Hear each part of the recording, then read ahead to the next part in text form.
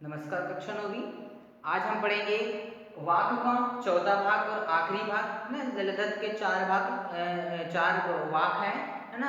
पहले हम 3 वाक पढ़ चुके हैं, ये अंतिम वाक है जो हम पढ़ रहे हैं। उन्होंने इसमें किस तरह से मनुष्य हिंदू और मुसलमान में उलझ कर रह गया है उसकी बात कहिए। चलिए पढ़ते हैं। थल थल में बसता है सिवही, भेद न कर क्या हिंदू मुसलमान, ज्ञानी है तो स्वयं स्वयं को जान, वही है साहिब से पहचान ना। बहुत अच्छी बात कही है इन्होंने। और हिंदू मुसलमान में किस तरह से लोग उलझे हैं उसके बारे में बात करते हैं कि थल थल में बसता है सिवही। थल थल का मतलब होता है कण कण में व्याप्त। कहते हैं ना कि ईश्वर कण कण में व्याप्त है, ईश्वर हर जगह व्याप्त है, ईश्वर की प्राप्ति कहीं भी की जा सकती।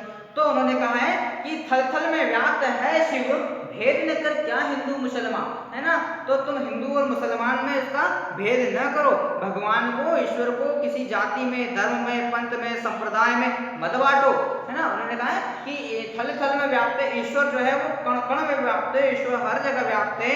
ईश्वर मेरे हृदय में है, ईश्वर तुम्हारे हृदय में, ईश्वर भौतिक वस्तु में, ईश्वर अभौतिक वस्तु में। ईश्वर प्रकृति की, ईश्वर ने प्रकृति बनाई है तो ईश्वर प्रकृति के हर कण कण में है। जहाँ प्रकृति का कण है वहां पर ईश्वर है।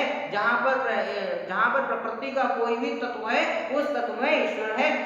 बस बशर्त है कि उसको, आपको ईश्वर को देखना है। उस प्रकृति के कण को आपको बहुत ही सुंदरता से देखना है, बहुत मन से देखना है, बहुत भक्ति भाव से देखना है, तभी आपको ईश्वर कण कण में दिखेंगे।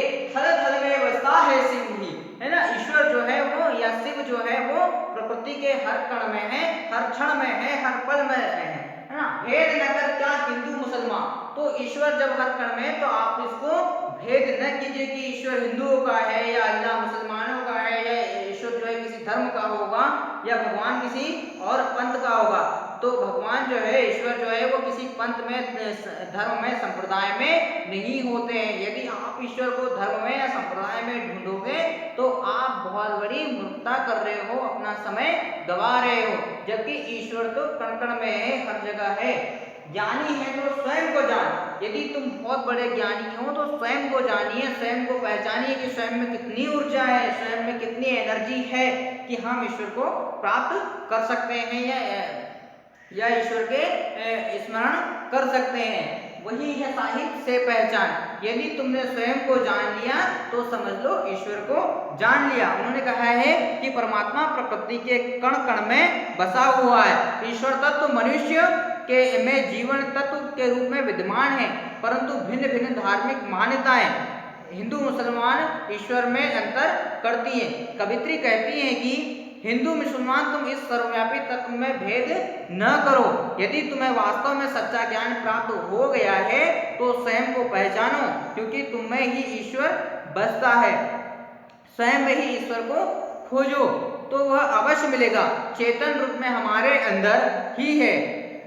प्रस्तुत वाक्य में ईश्वर की प्राप्ति या ईश्वर के व्यापक स्वरूप का वर्णन करते हुए कवित्री ने कहा है कि भेदभाव का विरोध किया है, और साथ ही उन्होंने यह भी बताने का प्रयास किया है कि मनुष्य उसे स्वयं में पहचान सकता है ना। तो उन्होंने यह बताने की कोशिश की है कि हम ईश्वर को स्वयं में पहचान सकते हैं, स्वयं में जान सकते हैं। यदि हम स्वयं को पहचान जाएं, हमारे अंदर क्या क्या मौजूद है, हमारे अंदर क्या ऊर्जाएं मौजूद हैं, हम किस तरह से ईश्वर को प्राप्त कर सकते हैं, हम अपने गुणों को पहचान लें, हम अपने अवगुणों को पहचान लें, हम अपनी आदतों को पहचान लें, हम अपनी इंद्रियों पर नियंत्रण कर लें, तो निश्चित ही हम ईश्वर को पहचान सकते हैं या ईश्वर की प्राप्ति कर सकते हैं। यदि हम हिंदू और मुसलमान जैसे धर्मों में अगर बट जाएं, हिंदू और मुसलमान में ही ईश्वर को देखने लग जाएं कि हिंदू है तो ईश्वर है, मुसलमान है तो अल्लाह है, मुसलमान होगा तभी भगवान होगा, या हिंदू होगा तो ही होगा, या मंदिर है तो भगवान सुरक्षित है, या मस्जिद है तो अल्लाह सुरक्षित है।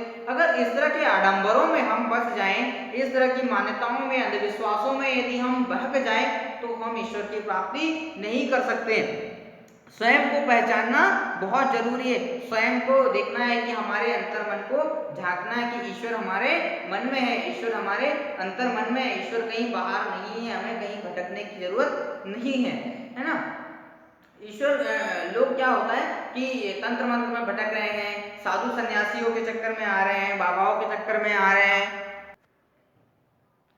बाबाओं के चक्कर में आ रहे हैं। बहुत सारे अभी क्या होता है कि वो व्हाट्सएप पे मैसेज चलते हैं ना कि ये मैसेज आप 11 लोगों को भेजिए तो भगवान आपकी सुनेंगे, ये मैसेज आप 21 लोगों को भेजिए तो आपको बहुत अच्छा संदेश मिलेगा, नौकरी मिल जाएगी या आपके घर में कोई दौलत निकल जाएगी, इस तरह से मैसेज आते हैं। तो क्या ईश्वर इन मैसेज में है?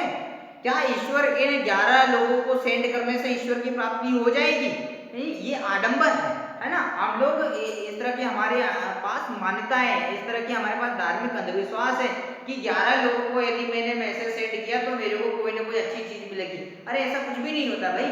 11 लोगों को भेजने से यदि होता तो आज हर एक व्यक्ति करोड़पति होता, आज हर एक व्यक्ति लखपति होगा, कोई व्यक्ति आत्महत्या ही नहीं करता है ना, या कोई व्यक्ति गरीबी में जीता ही नहीं है, या आज सारे लोग सरकारी नौकरी कर रहे होते हैं। ऐसा कुछ भी नहीं है ना। तो कवित्री ने यही कहने की कोशिश की कि आप स्वयं को पहचानिए, अपने अंदर के ईश्वर को पहचानिए, बाहर की दिखावे की दुनिया में मत बहकिए, बाहर के तंत्र मंत्र की दुनिया में मत जाइए, आप ईश्वर को स्वयं के अंदर खोजिए, तभी आपको ईश्वर की प्राप्ति होगी।